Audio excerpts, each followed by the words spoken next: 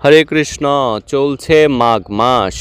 তো এই মাঘ মাসে প্রাতঃস্নানের মাহাত্ম্য কথা এবং কিভাবে আপনারা এই মাঘ মাস পালন করবেন এবং মাঘের স্নান মন্ত্র সম্পর্কে এই ভিডিওতে আমরা আলোচনা করব। তো পদ্মপুরাণ অনুযায়ী এই মাঘ মাসের গুরুত্বপূর্ণ বিষয় হচ্ছে প্রতিদিন প্রাতঃস্নান করতে হবে, ভগবানের অর্চন, হরিনাম জপ কীর্তন, আমিষাহার বর্জন করে ভগবত প্রসাদ গ্রহণ করতে হবে এবং ভূমিতে শয়ন করতে হবে।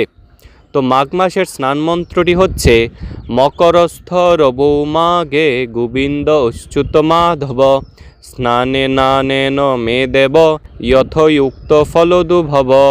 অর্থাৎ হে অচ্যুত, হে গোবিন্দ, হে মাধব, আমি মাঘ মাসে মকর রাশিস্থ দিবা করে স্নান করিতেছি। হে প্রভু, আপনি যথারীতি এই স্নানের ফল প্রদান করুন। এই মন্ত্র উচ্চারণ করে মৌন অবলম্বন করে স্নান করবেন। এরপর বাসুদেব, হরি, বিষ্ণু, মাধব নাম স্মরণ করে হরিনাম জপ কীর্তন করবেন। তো ভবিষ্যত্তর পুরাণ ভগবত জ্যোতিষ্ঠির সংবাদে বলা হয়েছে পৌষ ফাল্গুনয়োর মধ্যে প্রাতঃস্নায়ী সদা ভবেৎ। অর্থাৎ পৌষ ও ফাল্গুন এই দুই মাসের মধ্যবর্তী মাসে অর্থাৎ মাঘ মাসে সর্বদা প্রাতঃস্নান করা উচিত। আরও উল্লেখ করা হয়েছে মাঘ মাসে কষ্ট সহ্য করে স্নান করে জলাশয় বা নদী থেকে বাড়িতে আসিলে প্রতি পদে অশ্বমেধ যজ্ঞের ফল লাভ হয়।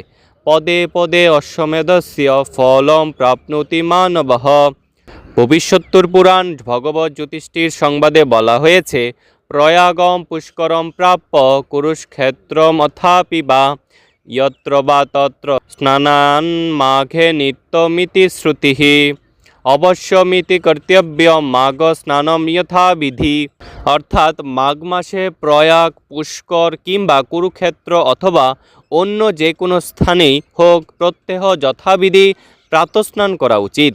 পদ্মপুরাণে বলা হয়েছে অকামো বা সর্বকামো বা মাঘ স্নায়ী ভবেন্নরহ।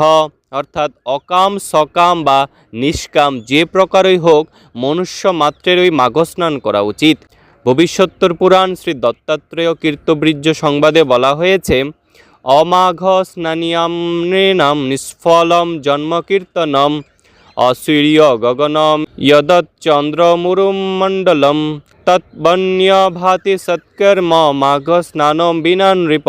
অর্থাৎ মনুষ্যগণ যদি মাঘ মাসে প্রাতঃস্নান না করে তাহা হইলে তাহাদের জন্ম বৃথা বলিয়া জানিবে। সূর্যচন্দ্র ও নক্ষত্রমণ্ডল ব্যতীত যেমন আকাশমার্গ শোভিত হয় না, সেই প্রকার মাঘস্নান ছাড়া সৎকর্মসমূহ শোভা পায় না। ভবিষ্যত্তর পুরাণে আরও উল্লিখিত আছে প্রিয়তে বাসুদেবস্য মাঘ স্নানম প্রকীর্তিতম। অর্থাৎ ভগবান শ্রী বাসুদেবের প্রীতির জন্যই মাঘ স্নানের বিধান প্রকীর্তিত রয়েছে।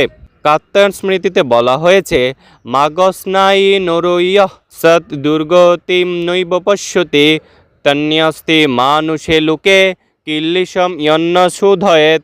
অর্থাৎ মাঘস্নায়ী ব্যক্তিকে দুর্গতি পাইতে হয় না, মাঘ স্নানে মর্তলোকের যাবতীয় পাপ ধ্বংস হয়। স্কন্দপুরাণ ব্রহ্মানারদ সংবাদে বলা হয়েছে মাঘ স্নানম নরহ কৃত্যা স্যদা দান্ত মনাব্রতি প্রাপ্নোতি চ পদম বিষ্ণুঃ স্থানম ত্রৈলোক্যবন্দিতম। অর্থাৎ সর্বদা সংযত চিত্তে ব্রতরত হইয়া মাঘস্নান করতঃ মানব ত্রিলোক বন্দিত বিষ্ণুধাম লাভ করিতে পারেন। তে এই হচ্ছে মাঘ মাসে প্রাতঃস্নানের মাহাত্ম্য কথা এবং আপনারা সকলে এই মাঘ মাসে অবশ্যই প্রাতঃস্নান করবেন। যত সম্ভব ভোরে সূর্যোদয়ের পূর্বে হোক বা একদম সূর্যোদয়ের সাথে সাথে আপনারা প্রাতঃস্নান করে নেবেন, তাহলে আপনারা এই মাঘ মাসের বিশেষ কৃপা আশীর্বাদ লাভ করতে পারবেন। হরে কৃষ্ণ।